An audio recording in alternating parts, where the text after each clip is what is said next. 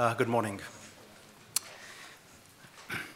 So we approached this project in an attempt to challenge, rethink the housing unit, following the scenarios that we were given, and also explore the way in which housing in New York today can possibly better fit current and maybe future ways that we live.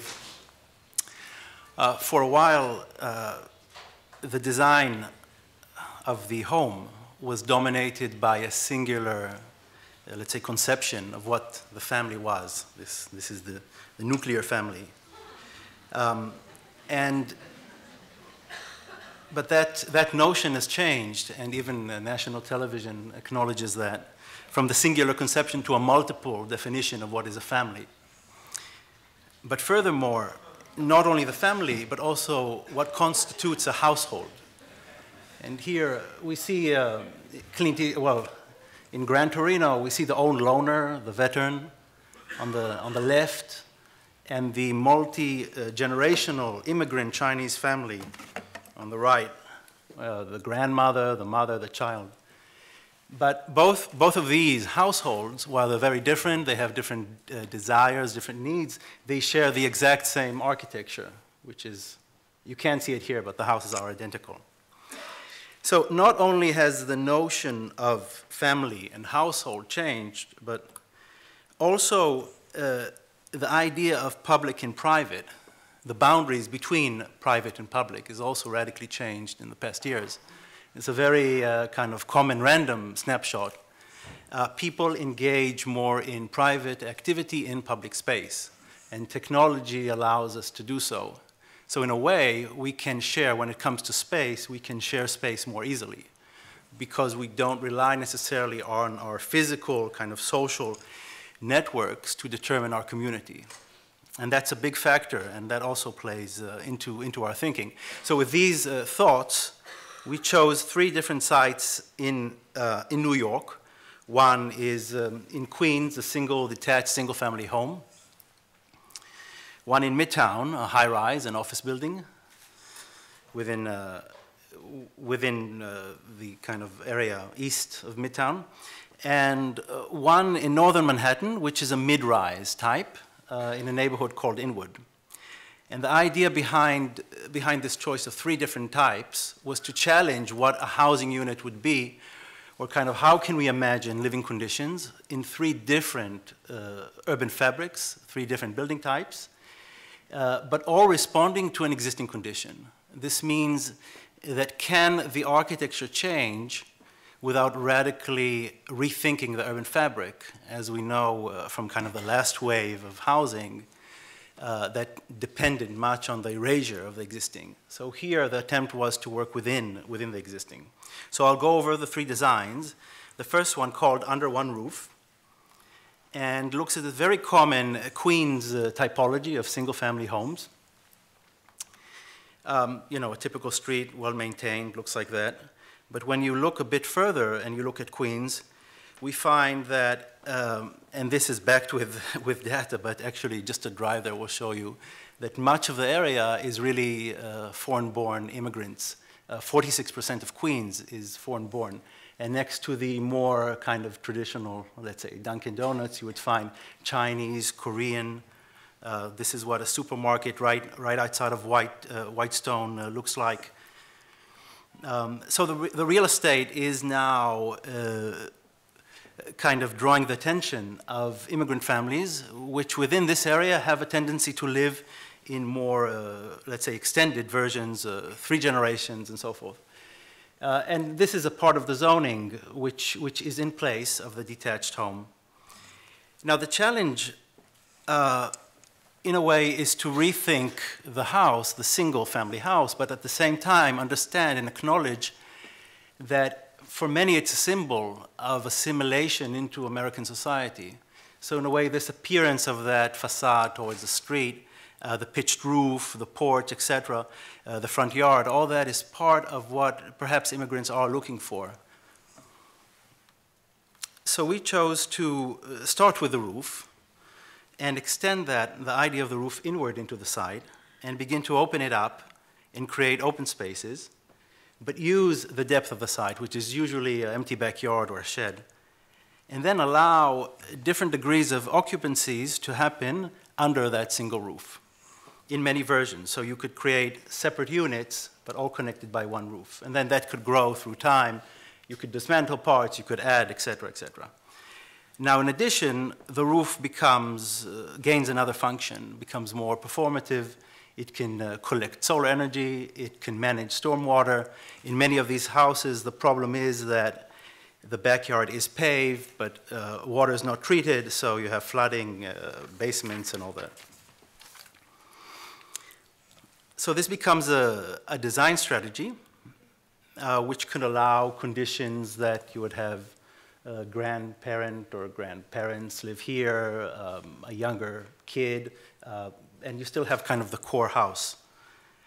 They are connected in a certain condition. They can be disconnected in plan, but all share a single roof, so you could move between spaces, and also potentially allow some cottage industries, workspaces, a garage, a cooking area, a small office, so other kind of functions, or whether part of the family would use that, and that would be a kind of a guest unit for a relative, et cetera, et cetera.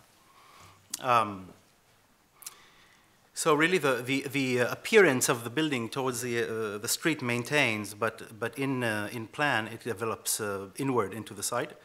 And if it will others would kind of want that to happen in their lots, a kind of pattern emerges, which is more a pattern of roofs, a landscape kind of an urban roofs. The second type we chose to work on is basically a reuse. We called it 3 for 2. And we took a typical office building, maybe not so typical, but we treat it as a prototypical, let's say, 1960s office building. In this case, designed by SOM in '69, and in Midtown Manhattan. And the 1960s office building was very useful in a way, because many of these are reaching kind of their lifespan. They're very wasteful in energy. They use technologies when today the current office spaces are much more desirable. There is an abundance of office space today in the city. And the kind of the later versions of, or the more current versions of spec office provide all these different performative aspects that make it more desirable. So this was very easy kind of to take this as a prototype. And also the fact that many of the neighborhoods in which we find these office buildings have become more residential. So the strategy here was rather simple. If we take the floor plan, another factor is the elevator. The requirements for elevator today have increased, so in a way office buildings with these cores are more suited today for residential. So the typical structural grid of bays of 30 by 40, which we all know the advantages of this kind of plan architecturally, right? It can be, we can do anything in plan, right? It's kind of a free arrangement. We decided to look actually at the section. And you see the same structure in the section, the 3 bays, and say, well, let's reimagine what we can do with the section in order to accommodate residential. So we said, why not take 2 high office floors in place for 3 residential, and one would be a kind of a regular unit, and one could be a duplex. So in fact, because of the different heights demands, the outer perimeter transforms into 3 residential levels and actually creates more space in a single envelope. So with that creation of more space, we're kind of giving back space. If we can even think of it as a kind of system to give space back to the city. In this case, it could be a semi-public or even shared or public space in the form of a garden. But this becomes a system where the unit of operation is 2 levels. One would not need to go in and reconstruct the whole building or rearrange the whole building. You could take any 2 levels ideally in this kind of office building and transform them. And the types of units that we began to imagine are the interlock, for example, the duplex, which is taking that bay, dividing it into half, 15 by 30, and each would have a bedroom. That's what you saw in the render before. The quad, or the duo, or the slim, and whether it's for commuters, whether it's for single parents, singles, young professionals, divorcees, etc. A variety of these could occupy that three, could interlock within that 3 levels. So if we take the plan again, we see how that happens. It doesn't need to be, again, doesn't need to happen all at the same time. It could happen incrementally or in pieces. We could have interlock, slim, different types of unit, and shared. So the residential occupies the perimeter bays, and the inside remains for office and for shared spaces. So you could create smaller prefit, even office spaces, which are again desirable today, 7,000 to 10,000 square feet, and they could remain as part of the system, a part of the building. And many variations. It could change between floors, it could change in different segments of the building, etc. And shared, of course, the smaller units could have a shared workspace, and much was discussed about this kind of shared facilities, daycare, others, those gardens that I mentioned. So different arrangements here. And what we see that with time, as the building transforms from office to residential and office to a mixed use, it is reflected, or let's say expressed, in the facade. So it doesn't remain a single curtain wall office building. You would see actually the composition of the programs through the elevations of the building.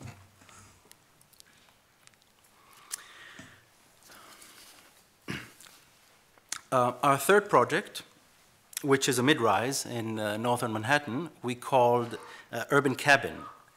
And here we really try to rethink kind of this idea of the single room occupancy. Our site that we chose is on Broadway and Sherman.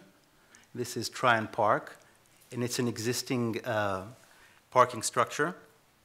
The neighborhood looks like that, 6, 7-story mid-rise, very, very nice kind of from an urban point of view. And the site is right here. You see how it aligns in this kind of hill of Tryon Park, and the majority of the buildings being on a higher level. And apparently this building, which we didn't know but found out later, has a history. It was the Packard car showroom designed by Albert Kahn in the early 20th century.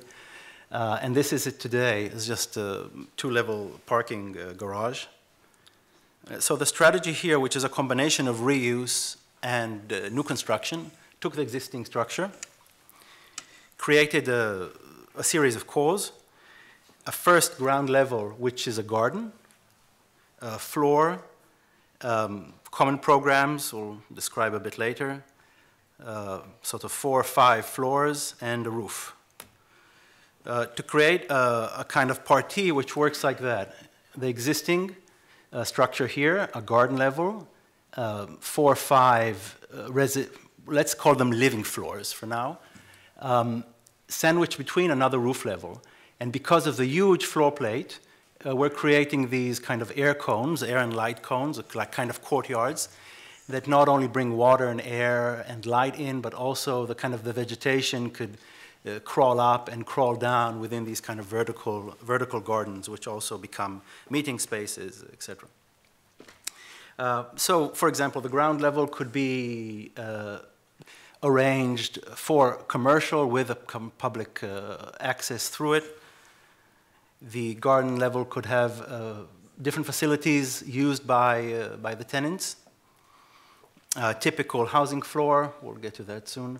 And the roof level could have, again, shared facilities. So the basic idea here is that we're working on the floor level, which is divided into different clusters, but basically each one would lease a single room, which comes in a variety of sizes and perhaps shapes. And by leasing that room, you would also have access to other shared space. So the other programs and uses get consolidated. So we have kitchens, which are 4 units in one. We have showers and toilets, which are consolidated into a single area. We have home cinema, libraries, So in other areas, because of a kind of the randomness of the units, they would be constructed around the light areas or the light wells or the perimeter, you could activate and use the shared space. So really it is about, in a way, an abundance of space and not trying to minimize kind of your space. It's the line between the private and the public gets kind of redefined. You get the maximum privacy within your own room, not necessarily a small room. It can be a very large room. And then the rest of the activities you share in different ways. You could have 12 people, 20 people, 50 people for dinner outside in this space. You could find a working area. You can have an intimate living or sitting place to read here, and if there's sun, you could move to another place over here.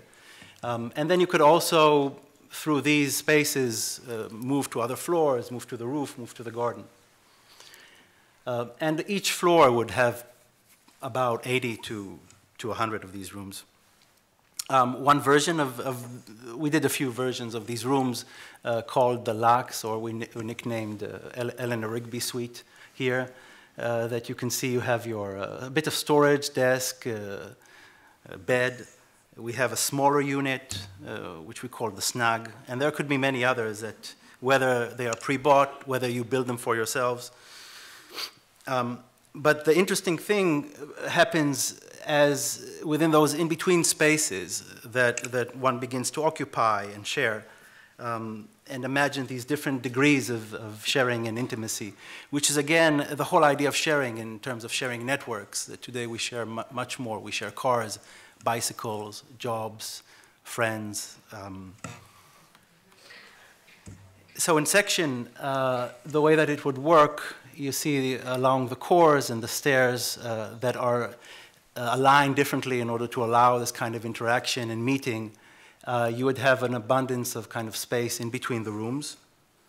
And just as a kind of a take on heating, very different from the way a regular building is heated in totality, here you would heat the rooms and possibly some other hotspots around kitchens or other areas. So we accept a kind of difference in temperature already between that inside and that semi-outside space. That was a quick rendering. Thank you.